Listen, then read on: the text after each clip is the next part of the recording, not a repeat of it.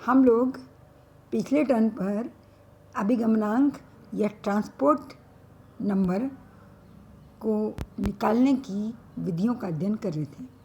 उसमें हमने पिछले टर्न पर स्टडी की थी हिट्रॉफ मेथड या हिट्रॉफ की विधि। आज हम दूसरा मेथड स्टडी करेंगे, चल सीमा विधि या मूविंग बाउंड्री मेथड। आज का विषय हमारा चल सीमा विधि द्वारा अभिगमनांकों का निर्धारण, determination of transport number by moving boundary method. तो सबसे पहले हम ये देखते हैं कि इस विधि की आवश्यकता क्यों पड़ी। हिट्रॉफ विधि अभिगमनांकों के निर्धारण की एक सरल विधि थी, लेकिन इसमें कई डीमेरिट्स या कई कमियां भी थी। क्या कमियां थी? विसरण तथा संवहन के परिणाम स्वरूप भी विलयन कुछ सीमा तक आपस में मिल जाते थे, जिससे सही परिणाम प्राप्त नहीं होता, रिजल्ट सही नहीं आता। और इस विधि में क्या है, कम धारा को मैंने बताया था आपको अधिक समय तक प्रवाहित करना पड़ता था, इसलिए इस विधि में काफ़ी अधिक समय लगता था। और क्योंकि सांद्रता बदल जाती थी, इसलिए इसमें जो अभिगमनांक का मान प्राप्त होता था वह किसी निश्चित सांद्रता के लिए नहीं होता था। क्यों? क्योंकि विद्युत अपघटन के कारण विद्युत अपघट्य की इलेक्ट्रोलाइट की कंसंट्रेशन में परिवर्तन आ जाता था। तो इन्हीं सब कारणों की वजह से अब इस विधि के स्थान पर एक अन्य विधि का प्रयोग किया जाता है अभिगमनांकों को ज्ञात करने के लिए, जो कि कहलाती है चल सीमा विधि, मूविंग बाउंड्री मेथड।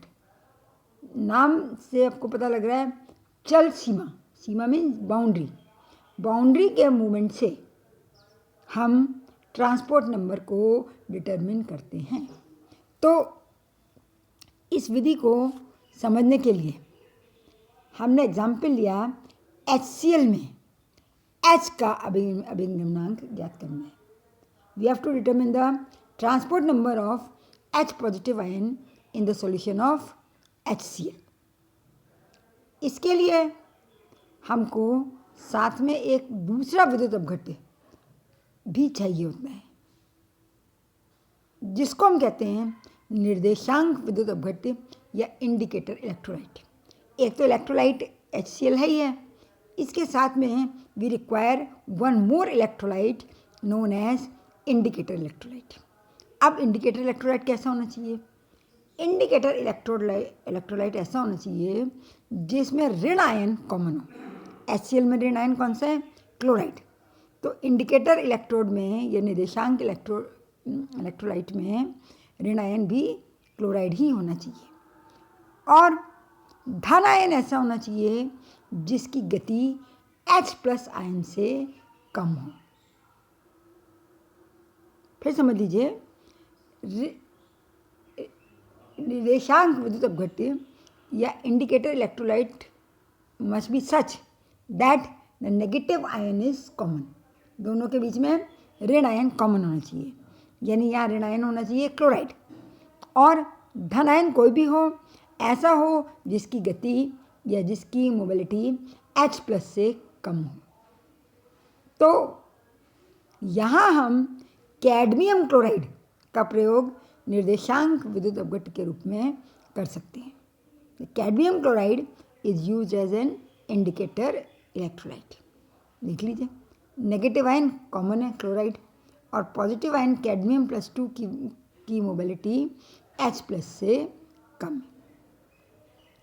अब देखिए फिगर के हिसाब से, देखिए चित्र के अनुसार, चित्र में दिखाया गया है, ये एक सेल होता है जिसका बीच का भाग पतली व्यास वाली नली AB के रूप में होता है। ये AB कैडमियम क्लोराइड व HCl के विलयन से इसे भर दिया जाता है। अब जो मध्य वाली नली है, इसमें कैडमियम क्लोराइड और HCl के बीच में एक स्पष्ट सीमा रेखा बन जाती है, x क्यों बन जाती है? क्योंकि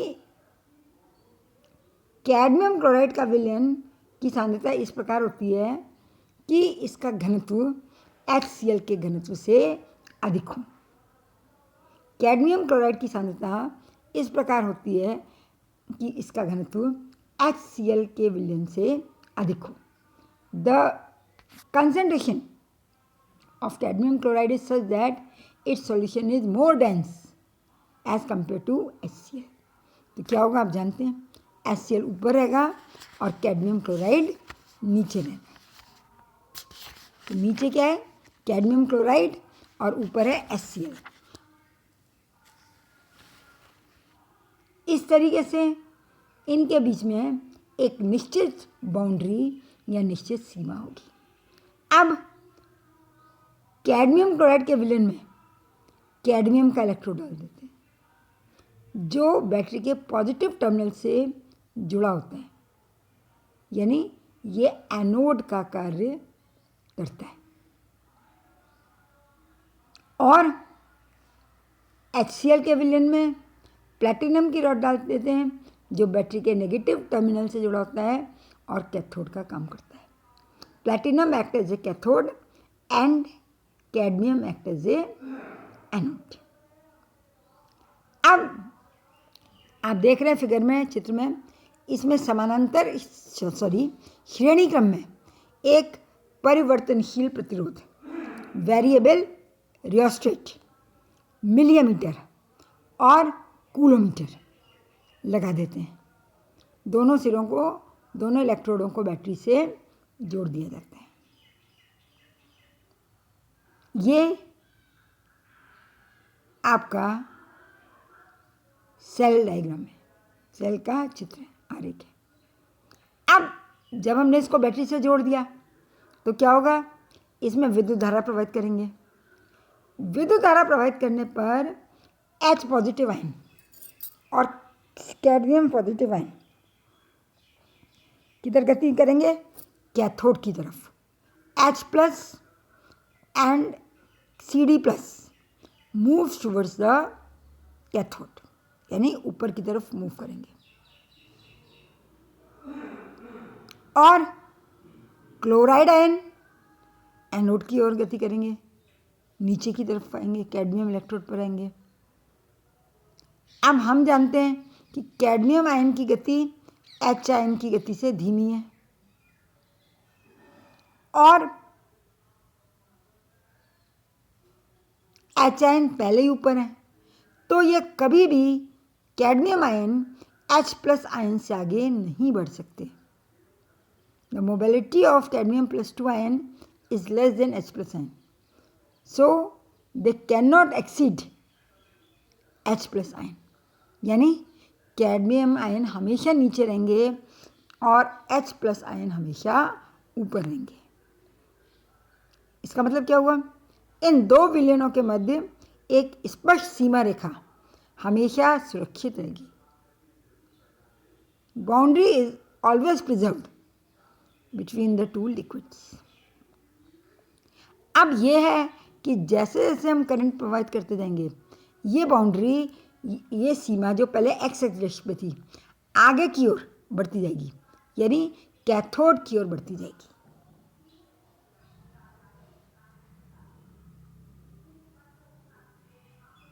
अब यदि हम प्रवाहित की गई विद्युत धारा की मात्रा की गणना करें और जो बाउंड्री मूव करी है उसमें उसने कितने आयतन को आगे बढ़ाया, उसकी गणना कर लें तो हम अभिगमनांक के मान ज्ञात कर सकते हैं।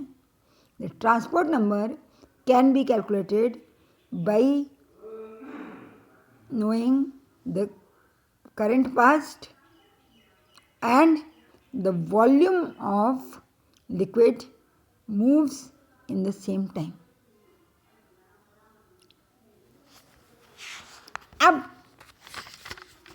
कैसे करेंगे?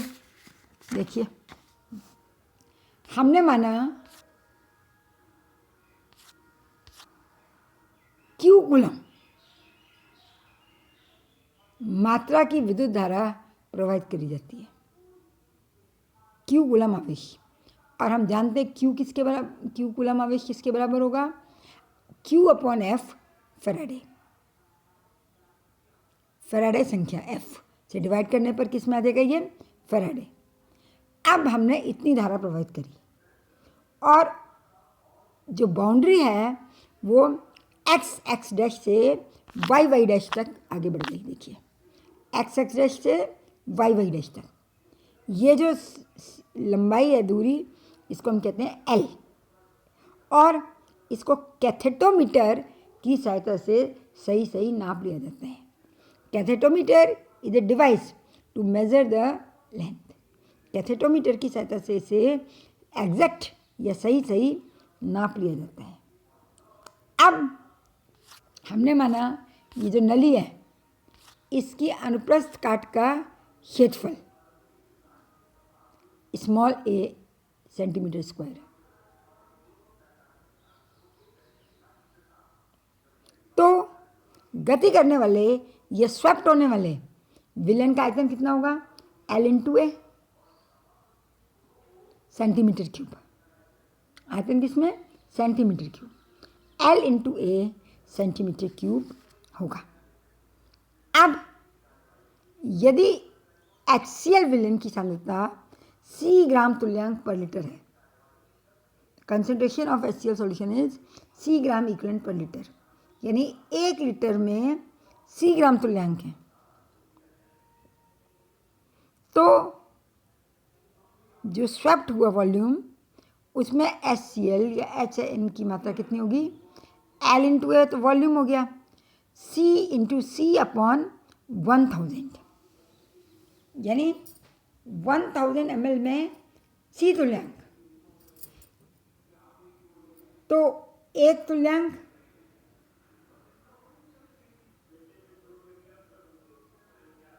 VmL में, V वॉल्यूम में कितने तुल्यांक, L into A into C upon 1000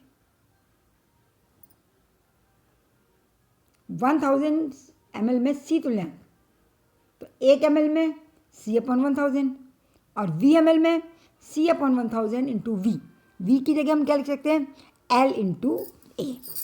तो कहने का मतलब हुआ कि the amount of HIN in swift volume is equal to L into A into C upon 1000 gram equivalent. अब हम जानते हैं कि T plus ion H plus द्वारा ले जाने वाली विद्युत धारा का अंश है।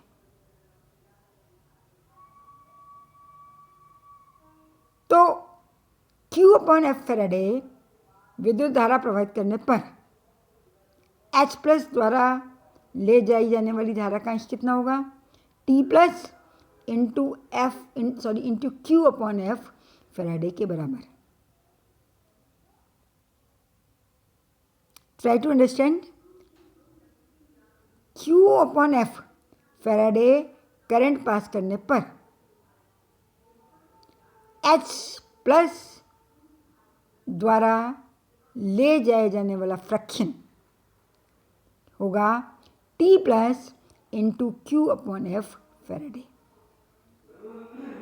अब हम जानते हैं कि 1 ग्राम तुल्यांक 1 फैराडे विद्युत धारा को ले जाता है, यानी 1 फैराडे विद्युत धारा प्रवाहित होने पर 1 ग्राम तुल्यांक पदार्थ स्वेप्ट होता है। तो H प्लस आयन का, इसका मतलब क्या हुआ, H प्लस आयन का T प्लस ग्राम तुल्यांक एक्स एक्स डैश से वाई वाई डैश की ओर अभिगमित होगा और वो कितने इक्विवेलेंट के बराबर होगा, T plus into Q upon F. और हम ये देख चुके हैं ये किसके बराबर हुआ, ये है L into A into C upon 1000 के बराबर। तो हम कह सकते हैं T plus into Q upon F is equal to L into A into C upon 1000। तो T प्लस किसके बराबर हो जाएगा? It is equal to L into A into C upon 1000 into F upon Q. This is the transport number of H plus ion, hydrogen ion का अभिगमनांक।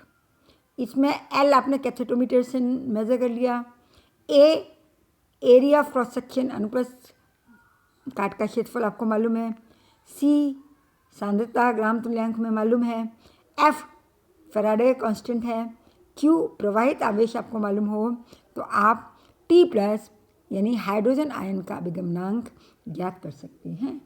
और फिर chloride ion का अभिगमनांक निकालने के लिए 1 में से T प्लस को घटा देंगे तो क्लोराइड आयन का अभिगमनांक आ जाएगा।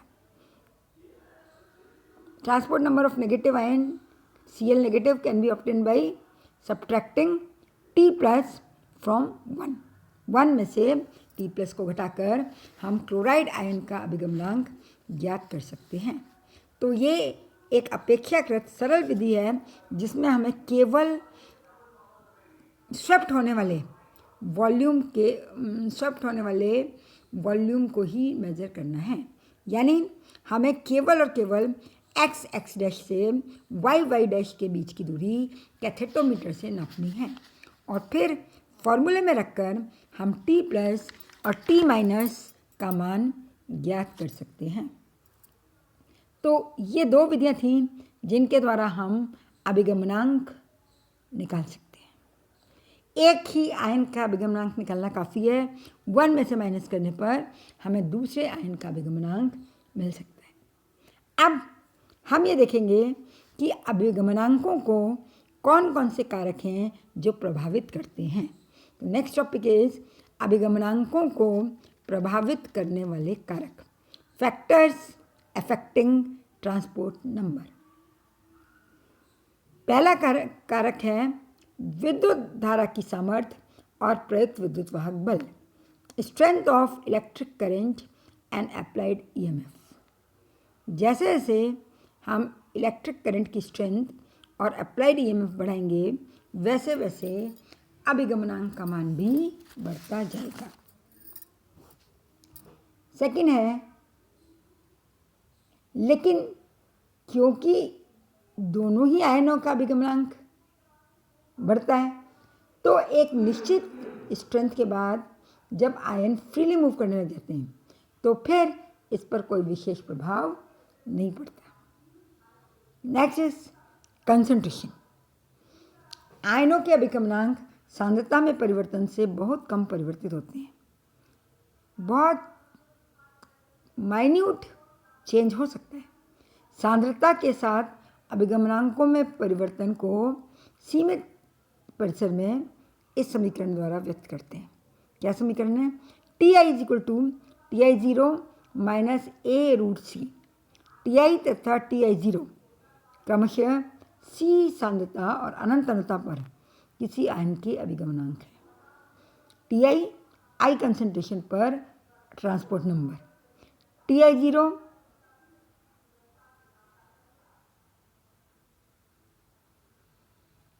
अनंत अनंतता इनफाइनाइट डाइल्यूशन पर उस आयन का ट्रांसपोर्ट नंबर, Ti है C कंसंट्रेशन पर transport number of a particular ion. Ti0 infinite dilution पर अनंत अनंतता पर उसी आयन का ट्रांसपोर्ट नंबर। C सांद्रता के साथ जो अभिगमनांकों में परिवर्तन है वो अंतरा आयनिक आकर्षण में परिवर्तन, जल योजन, आयन संगुणन और संकुल आयन बनने के कारण होता है। This change is due to inter ionic attraction, change in inter ionic attraction, hydration, ion association और फॉर्मेशन ऑफ कॉम्प्लेक्स आयन। अगर हम एक संयोजी इलेक्ट्रोलाइट की बात करें, यूनिवैलेंट इलेक्ट्रोलाइट जैसे HCl, NaCl, तो अगर T प्लस धन आयन का अभिगमनांक 0.5 के लगभग होता है, अप्रॉक्सीमेटली इक्वल टू 0.5, तो सांद्रता के साथ इसमें परिवर्तन लगभग नगण्य होता है। अगर T प्लस का मान 0.5 से ज़्यादा है तो सांद्रता बढ़ने पर अभिगमनांक में वृद्धि होती है, और अगर T प्लस का मान 0.5 से कम है तो सांद्रता बढ़ाने से अभिगमनांक कम होता है। ये अभिगमनांकों पर सांद्रता का प्रभाव है। Next we come to temperature. तीसरा कारक है ताप। देखिए, ये बहुत इंटरेस्टिंग फैक्टर है कि जैसे ताप के साथ अभिगमनांक परिवर्तित होता है, यदि किसी आयन का अभिगमनांक 0.5 से ज़्यादा है तो ताप बढ़ाने पर वो धीरे धीरे कम होगा और कम होते होते 0.5 के आसपास पहुंच जाएगा। और यदि किसी आयन का अभिगमनांक कम है तो वो बढ़कर 0.5 तक पहुंच जाएगा। यानी जैसे जैसे ताप बढ़ाया जाता है, धन आयनों और ऋण आयनों के दोनों के अभिगमनांकों का मान 0.5 के लगभग पहुंच जाता है। इसका क्या कारण है? इसका कारण यह है कि उच्च ताप पर सभी आयनों की गति लगभग समान हो जाती है।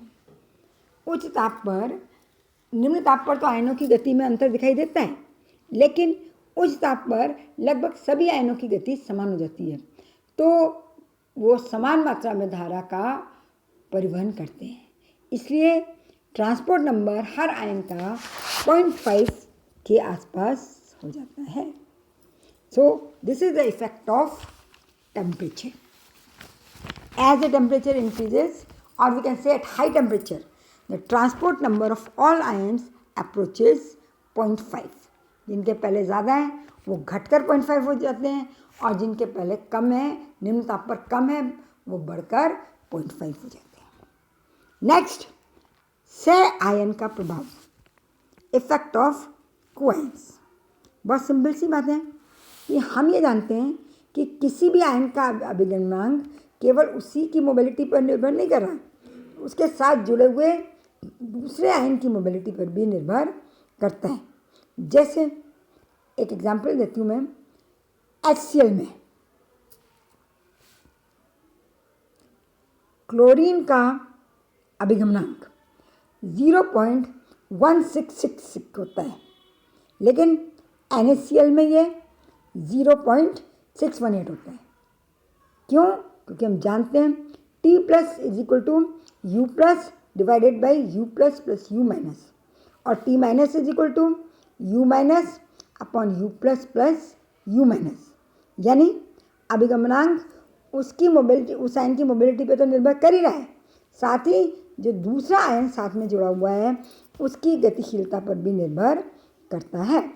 तो अब क्योंकि HCl में H आयन की गतिशीलता ज़्यादा है, इसलिए करंट का अधिकतर भाग, अंश, विद्युत धारा का अधिकतर अंश H आयन द्वारा ले जाया जाएगा। इसलिए क्लोराइड आयन का अभिगमनांक कम है। कितना? 0.166। लेकिन NaCl में दोनों ही आयनों की गतिशीलता लगभग बराबर है। सोडियम आयन की थोड़ी सी कम है गतिशीलता, इसलिए Cl आयन का अभिगमनांक 0.618 है। ये अपेक्षाकृत थोड़ी अधिक धारा का प्रभाव करेगा, थोड़ी अधिक धारा के अंश को ले जाएगा। तो इस तरीके से हमने देखा कि सह आयन का प्रभाव या को आयन का इफेक्ट अभिगमनांक पर, ट्रांसपोर्ट नंबर पर पड़ता है। नेक्स्ट फैक्टर इज आयनों का आकार तथा जल योजन का प्रभाव। आयनों का आकार तथा जल योजन का प्रभाव। देखिए, हम ये जानते हैं साधारणतः आयन का आकार जितना छोटा होता है उसकी आयनिक गतिशीलता भी उतनी ही अधिक होती है, यानी उसका वो धारा को अधिक कैरी करेगा और उसका अभिगमनांक उतना ही अधिक होगा। अब यदि हम बात करें लिथियम पॉजिटिव, सोडियम पॉजिटिव और पोटेशियम पॉजिटिव के क्लोराइड्स की, तो इनके अभिगमनांक इस क्रम में बढ़ते हैं।